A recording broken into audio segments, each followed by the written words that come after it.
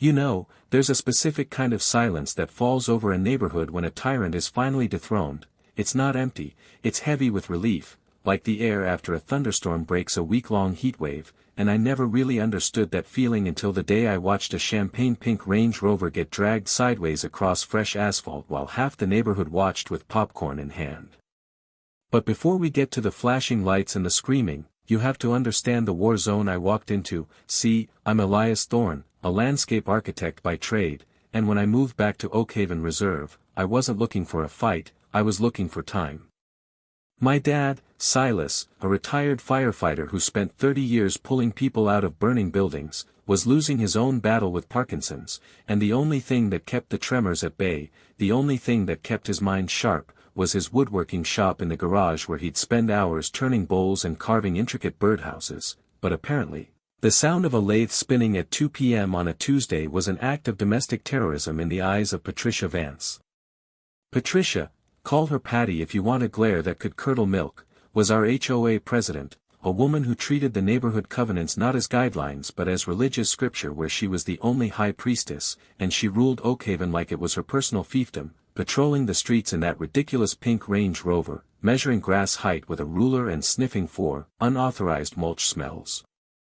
The first time I met her, I was helping Dad install a grab bar on the front porch because his balance was going, and she pulled up, rolled down the window, and didn't even say hello, just pointed a manicured finger and said, "That brass finish doesn't match the approved exterior hardware list, Elias, you have 24 hours to remove it or it's $50 a day," and she smiled. That was the worst part. She smiled like she was doing us a favor, like she was saving us from our own poor taste. I tried to be diplomatic, I really did, explain that it was a medical necessity, that the ADA overrides HOA bylaws, but she just tapped her temple and said, Section 14, Paragraph B, architectural harmony takes precedence over temporary modifications, file a request form, the board meets in 6 weeks, knowing full well that in 6 weeks Dad might have fallen 3 times. So I swapped the bar for a matte black one that night, fuming, thinking that was the end of it, but I was so naive. It wasn't about the bar, it was about dominance. See, Patty owned the interior design firm that did all the staging for the high-end homes in the area, and she had a vision for Oakhaven that didn't include cluttered garages or old men with tremors making sawdust, so she started the paper war. First it was the noise complaints, claiming Dad's workshop exceeded decibel limits, which was a lie because I soundproofed that garage myself. Then it was the delivery trucks dropping off lumber. She'd parked that massive SUV right across the bottom of our driveway, blocking them out, forcing the drivers to carry heavy oak planks 50 yards up the street while she stood in her driveway, sipping iced tea, pretending to water her prize-winning hydrangeas. It came to a head on a rainy Tuesday in November. Dad had a specialist appointment, the kind you wait 6 months for, the kind that determines if he needs brain surgery for the tremors, and the medical transport van arrived at 7:45 a.m., raining sideways, cold enough to freeze your breath, and there it was, the pink Range Rover, parked diagonal across the cul-de-sac turnaround and blocking our driveway completely. Empty, silent, a 2-ton middle finger to basic human decency. I ran over to her house, pounded on the door, rang the bell, called her cell, nothing, lights were on, I could hear the TV, but she wouldn't answer, and the driver of the van, a good guy named Hector, tried to maneuver around but the streets in Oakhaven are narrow, lined with ornamental trees, and he couldn't make the turn without scraping her bumper, so we waited, 5 minutes, 10 minutes. Dad sitting in his wheelchair in the garage, gripping his knees so hard his knuckles were white, trying not to cry from the frustration, from the humiliation of being a grown man, a hero, trapped by a woman who cared more about power than people. We missed the appointment, and when Patty finally emerged at 9:30 a.m., stretching like a cat in the sun, she looked at me standing in the rain and said, "Oh, was that today?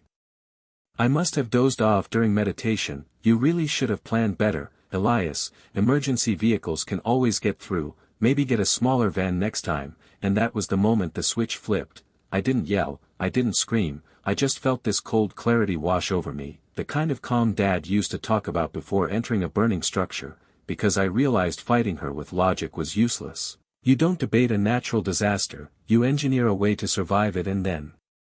you redirect the floodwaters to wash it away. I started doing what I do best. I looked at the landscape, not just the physical one, but the legal one, the invisible lines that govern property, rights, and boundaries, because every tyrant gets lazy, every dictator leaves a loose thread, and Patty had been in power for 12 years, unopposed, comfortable.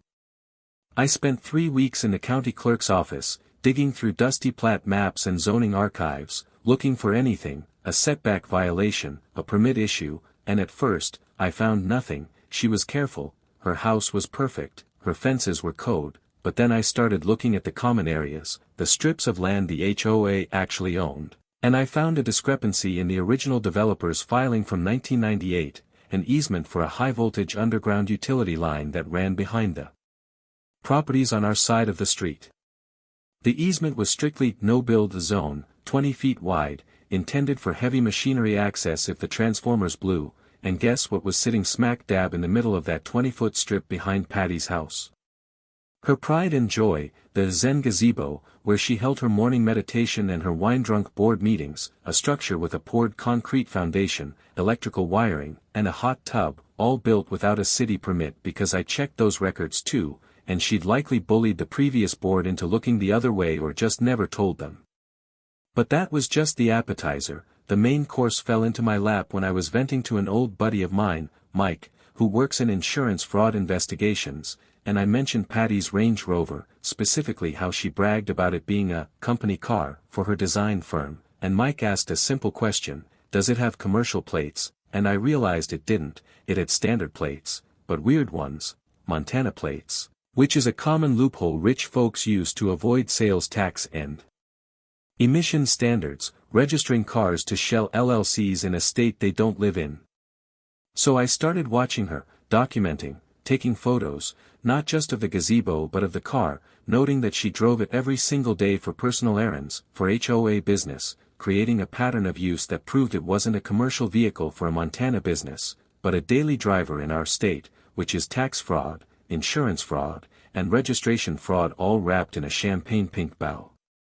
But knowledge isn't power, knowledge is just ammunition. You still need a gun to fire it, and my gun was the Oakhaven Diamond Jubilee, the massive garden party Patty threw every year to celebrate her own presidency, catered, live band, strict dress code, the works, scheduled for the upcoming Saturday, and she had sent out a memo, oh, the irony of this memo, stating that strict parking enforcement will be in effect. Any vehicle not in a designated bay will be towed immediately to ensure emergency access and aesthetic purity. She set the trap herself, digging a hole so deep she couldn't see the sky. She just didn't know she was the one standing on the edge, so I called a town hall meeting in my garage, not an official one, a shadow meeting, invited the undesirables, the people she'd fined for painting their shutters the wrong shade of beige, the family she'd harassed about their kid's basketball hoop, the lady whose therapy dog she tried to ban, and the room was packed. 20 angry homeowners drinking cheap beer and looking at the blueprints I'd pinned to the wall. Listen, I told them, Saturday isn't just a party, it's a sting operation, but we do this by the book, we do this so legally she can't wiggle out, we need photos, we need timestamps, and we need to let her feel like the queen right up until the moment the crown falls off, and the look in Dad's eyes, seeing the community rally, seeing he wasn't alone, gave him the strength to stand up without his cane and say, let's burn it down, boys. Metaphorically speaking, of course.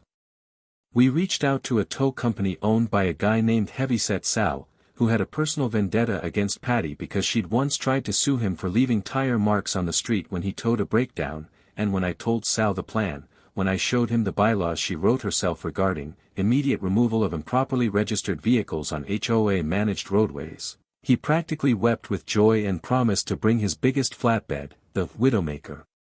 Friday night, the night before the Jubilee, I couldn't sleep. I sat on the porch watching the rain clear up, watching the lights in Patty's house as she likely prepped her outfit, oblivious to the fact that I had a folder on my kitchen table thick enough to choke a horse, containing the easement maps, the lack of permits for her gazebo, the proof of her insurance fraud, and a signed affidavit from the utility company stating they needed immediate access to the easement she was blocking. The morning of the Jubilee broke clear and crisp, the kind of weather that makes you think everything is right with the world, and by noon, the catering trucks were blocking the street, which she allowed, naturally, and the guests started arriving in their finery, walking past my house where Dad was sitting on the porch in his best flannel shirt, smiling like he knew a secret, which drove Patty crazy when she did her final perimeter check. She stopped at our driveway, rolled down the window of that pink tank, and sneered, "Try to keep the visual pollution to a minimum today, Elias, we have important investors coming," and I just smiled back, raised my coffee mug, and said, "Have a great party, Patty, I hear it's going to be unforgettable," and she drove off, parking her car right where I knew she would, not in her driveway, because that was full of catering tables, but right in front of the community fire hydrant, diagonally. Taking up 2 spots and encroaching on the intersection, assuming her presidency was a shield against the laws of physics and traffic. The party was in full swing by 4 p.m., a sea of white linen and forced laughter, the jazz band playing soft covers of pop songs while Patty held court in her illegal gazebo, holding a glass of Chardonnay like a scepter, pointing out improvements other people needed to make to their homes, completely unaware that the utility company inspector, a guy I'd called 3 days prior, was currently parking his truck a block away, reviewing the easement violation I'd reported.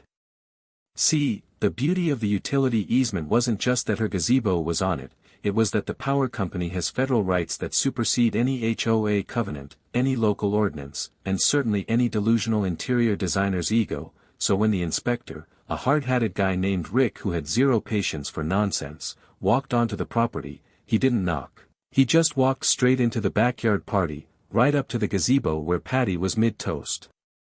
The music stopped, the chatter died down, and Patty's voice rang out, shrill and offended, "Excuse me.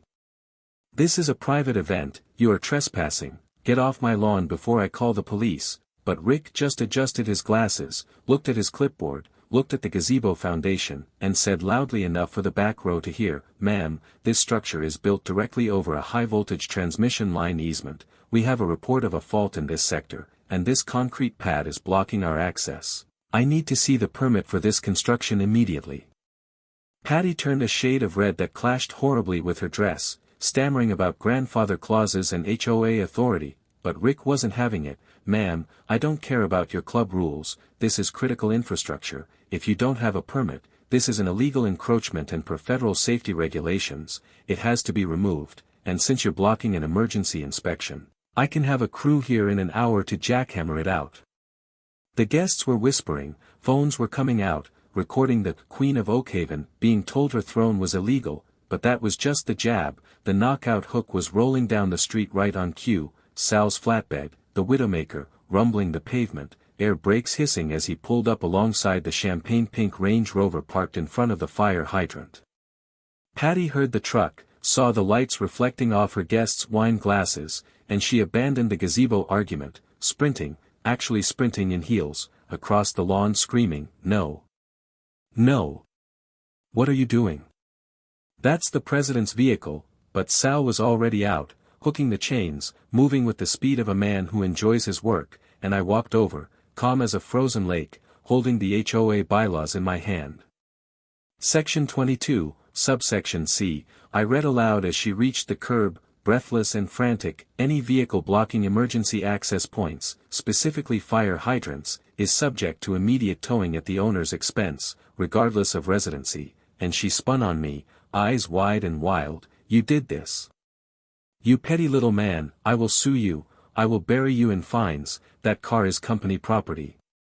Actually, and this is where I pulled the ace from my sleeve, it's not really company property if it's registered to a shell corp in Montana but garaged here for over 30 days, is it, Patty? Because I sent those photos to the state insurance commissioner and the DMV fraud unit, and looking at the guy pulling up behind the tow truck, I think they want a word."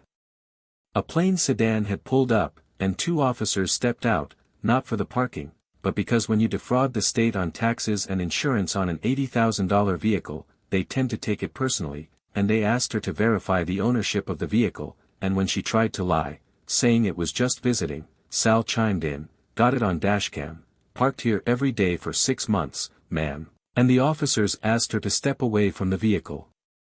The silence that followed was heavy, broken only by the mechanical whine of the winch dragging that pink SUV up onto the flatbed, the suspension creaking as if the car itself was groaning in protest, and Patty stood there, stripped of her power, watching her symbol of authority get hauled away while the utility inspector tagged her gazebo with a bright orange, "Do not occupy, demolition order pending," sticker.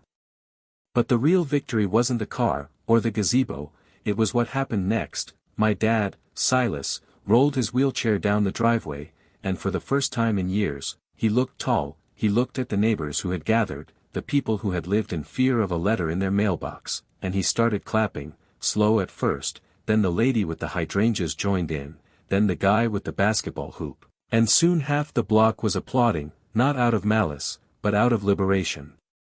The fallout was nuclear. Patty resigned the next morning, citing health reasons, but we all knew it was the mounting legal fees and the fact that the utility company sent her a bill for $25,000 to safely remove the gazebo and access the lines, plus the state hit her with back taxes and fines on the car that amounted to more than the vehicle was worth.